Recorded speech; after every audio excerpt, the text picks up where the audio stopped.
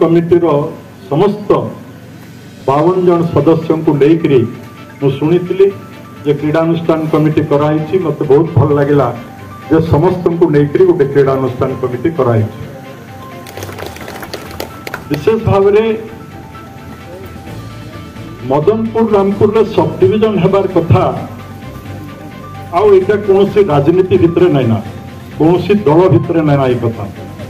ये कथा आज जनतार जनार्दन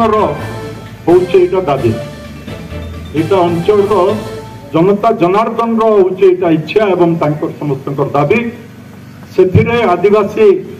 संघ तथा विशेषकर आमर जेन मान को आम प्रत्येक इतिहास देखन जिते भी इतिहास कौन अंचल विकास लगी कार्यक्रम निते सब बार एसोसिएशन जेन मान के इंटेलेक्चुअल सर्विस सोसाइटी कहुई बार सदस्य मान से नेतृत्व सब नेले सेटा गोटे सर्वदलीय हिसाब से ग्रहण भी करा अतीत सब दल बल निर्विशेष समस्त मिलित भाव में लगी आमर उद्यम रहार कथा ये लगी जिमा आम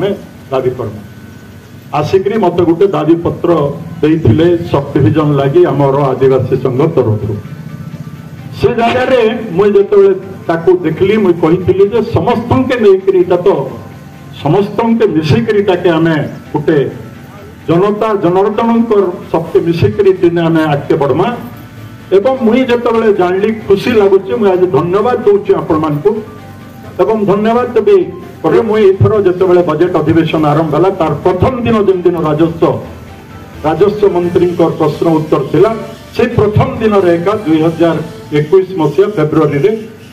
मोर से क्वेश्चन कली एवं स्पेसिफिक से डायरेक्ट लिखली जे रामपुर रे सब डिविजन करिवार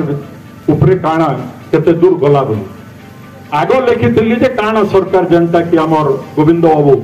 इना कहले से प्रश्न उपरे नहीं तो इथिरे जहाँ भी हो से संपर्क एवं से दृष्टि आज इटा हूँ मोर परिवार बोली मुझे सब नहीं एवं मुई एमएलए हिसाब से केवल कि सरकारी दल हिसाब से मुई ये कथा के नहीं उठाबार आगे ये माटी जड़े प्रतिनिधि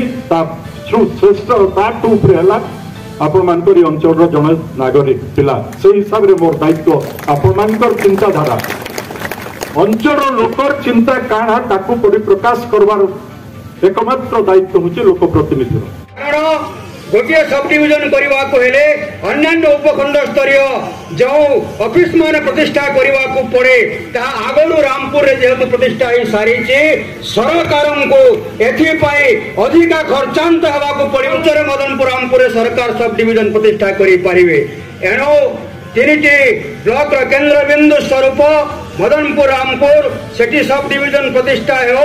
एवं सरकार जो नीति अच्छी बोली कहुचे प्रशासन लोकों पाखे पहुंचेवा कथा ताहा जदि मदनपुर रामपुर सब डिविजन प्रतिष्ठा हो ताहले सरकार प्रकृत से नीति को पालन करुचंती बोलिक निजको निजे प्रमाण करि पारिबे कम